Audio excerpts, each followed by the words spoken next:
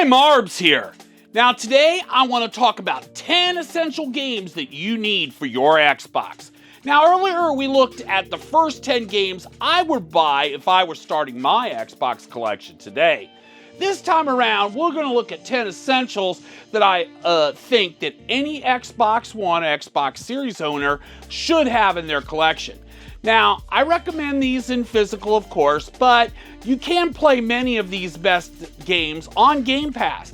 Now, I do think that they're best experienced on the Series X, and why is that? Well, a lot of them have been enhanced. So for this video, we're going to assume that you're on an Xbox Series SX hardware because many of the games have the enhancements.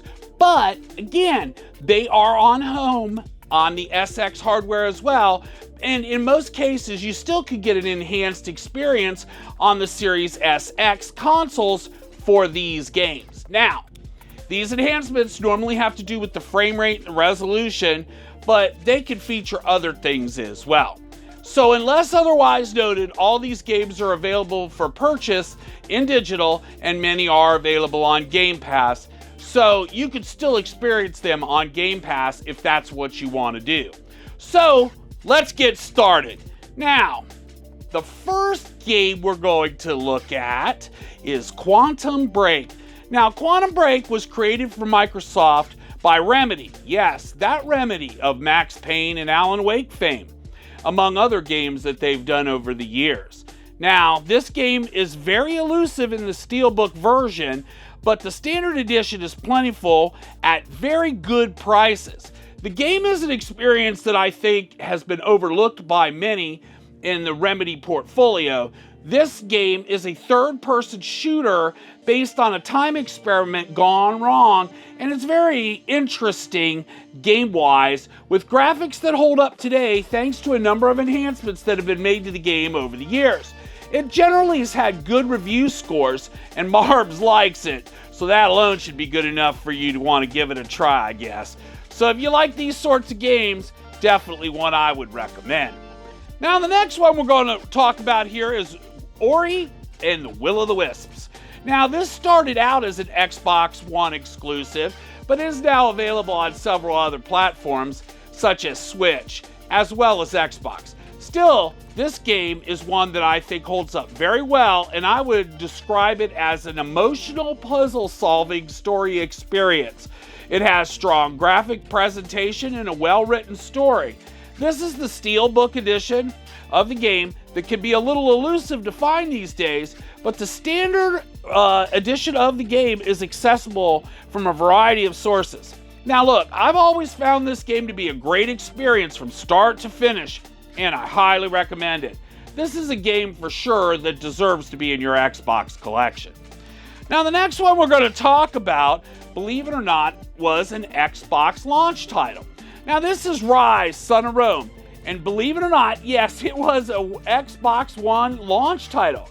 It uses the CryEngine to deliver an experience that we had really never ever seen before on a console at the time.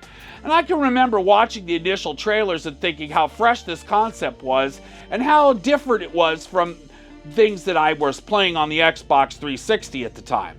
Now, when this game first arrived with my Xbox One, it kind of was a little flat to me and a little bit of an on-rails experience, but at that time it was just something that caught my eye.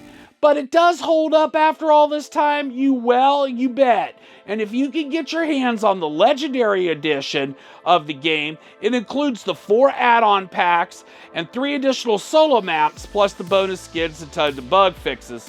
Of course, that comes on as a code along with the disc. Now look, it's a very engaging experience and it's fun, and if you like this sort of game, for me, it's a good example of an experience that you might not have had outside of Xbox or PC. The latest version is actually very playable and enjoyable and worth checking out, and one I really do think you should experience. Now the next one we're going to talk about here is Halo Wars 2.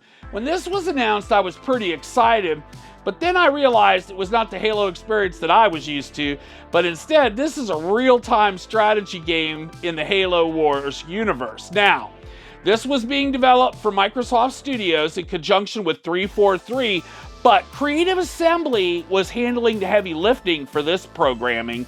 And, you know, that means that Creative Assembly, who is known for these types of RTS games, has made an excellent fresh look at a Halo RTS title. Now, I don't think this game got all the press it deserved, but over the years, I've grown to enjoy it. The game has received a fresh coat of paint with 4K HDR upgrade and cloud gaming enablement too. I only have the standard edition for this one, but I keep hearing that other editions do exist in other regions. And the standard edition is priced reasonably if you can find it.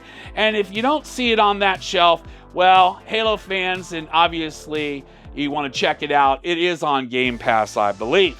Now the next one here is Sunset Overdrive. What's not to say about Sunset Overdrive? Now first, this game is special to Xbox and the platform because it was created by Insomniac in conjunction with Microsoft Studios. Now this was a project that was done prior to Insomniac becoming part of Sony Studios Group, and the game is exclusive to Xbox One. Later, I believe it came to the PC, and it here is presented in the Day 1 edition of this, and this is the one that collectors want because there is no special edition. Describing this game is difficult. It's a little bit of a lot of things, but if you like Jet Set Radio and a mashup of that and some Tony Hawk and some GTA and an energy drink gone wild, well, then you get kind of an idea what this game is all about. Now, it's described as an action-adventure shooter, and I'll tell you, that really doesn't do it justice. It's enjoyable, definitely deserves to be played, and a spot on your shelf. Now, the biggest feedback I got from the last 10 video was, where's all the Halo? Well, the answer is that I kind of consider Halo kind of core to Xbox. So I really didn't think about it. But obviously, the Master Chief Collection, which is available on Game Pass, and presented here in the European Steelbook edition that I don't have the slip sleeve for, unfortunately, is an awesome game now, but it was a massive disappointment in the bugs when this game originally launched. Now, 343 has spent probably more time than they can imagine fixing this game and straightening it out after release. And I'm happy to tell you that the Halo Master Chief Collection now is a pretty good representation of it. Now, the Steelbook was never released in North America, and it did take a long time for the game to get fixed. But now, it is pretty good. Grab yourself a copy of the Master Chief Collection or download it on Game Pass. Relive Halo. Take my word for it. The next one here is Gears 5. This is a strange game for me. I liked it much better than the adventure with JD in Gears 4, but the icing on the cake for this really is Gears 5 Hivebusters. The Hivebusters campaign expansion was a tour de force for me to show my friends what the Xbox Series X could do at the time. When it came out, there was really nothing else out there that was pushing the console to the limit like this. Now, this is a campaign expansion, and it does still use the Unreal Engine like all Gears games have. And Hivebusters was upgraded, which meant that the game got upgraded to 4K HDR, 60/120 FPS modes, and all of that for the Series SX support. Now, the Gears story continues to be one of the things that has drawn me to Xbox over the years. I enjoy it. It is well written, very enjoyable. If you've never played a Gears game and you like third-person shooters, this is one to try. This is the Gears 5 Ultimate Edition Steelbook. Now, the Standard Edition is very reasonably priced, and the Ultimate Edition is pretty easy to find if you'd like to go for that instead. Now, another one that I have here is the brand new Indiana Jones and the Great Circle. Now, at the time of this video, it was still exclusive to Xbox, and this game from Machine Games is a tour de force from the indie universe from start to finish. This is the premium edition, and along with a standard and collector's edition are available. However, the collector's edition is digital only. Yes, that's right. The game itself is very immersive, with excellent graphic and puzzles that were not easy, but hard enough to make it challenging in a way that didn't diminish from the play experience. Now, I really enjoyed playing this game. I highly recommend it. So which edition is right for collectors? Well, the cover is not really engaging on the premium edition, but I do think it's going to be a little bit more rare than the standard edition, and it does include the additional story DLC, so the premium edition might be the way to go.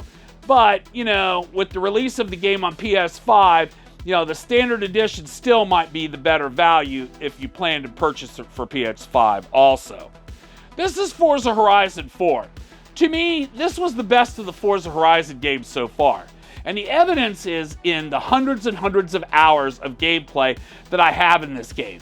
I have the Ultimate Edition here with the Steelbook, which included all the post-launch content. Now, this game was tons of exciting fun, and I could not stop playing it due to the customization and the ability to chart your own course with friends in a co-op mode, working together to achieve a number of different objectives in the game, or by yourself.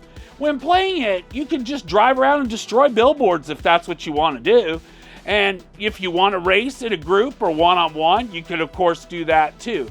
The charting the own course in this game is really up to you. And I do think it runs very well on the Xbox One X as well as the Series X consoles. And the One X is where I logged the majority of my playtime. And while I didn't really connect with Forza Horizon 5, I think Forza Horizon 4 is the one you want to play if you've never had a chance to play it. However, it is now delisted due to licensing issues, and getting a physical edition, if you don't happen to own it, is your best way to play it. Online play is still active and continues to be populated, and this is one racing game for Xbox One that I still associate with the Xbox One, and it is an amazing game. I've spent more time probably in this game than anything else in this generation, that's for sure. Now, well, Titanfall 2 was not exclusive to Xbox One.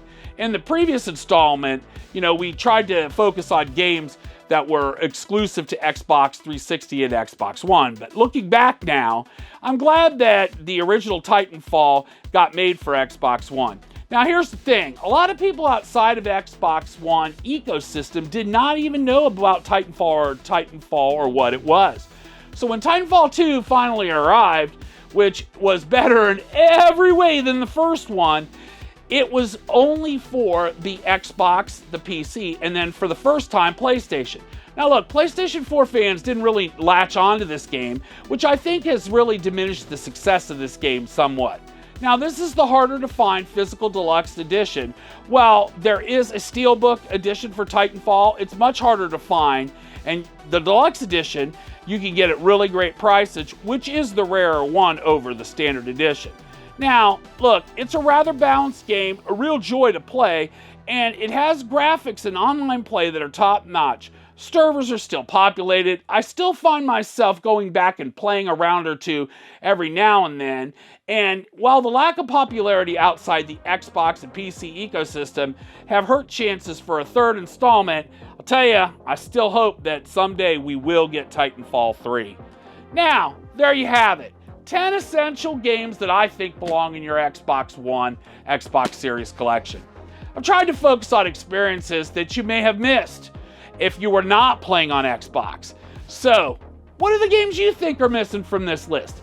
Tell me in the comments below. I'll be watching. My name is Barbs. Thank you for watching. Now subscribe for me. We'll see you in the next one.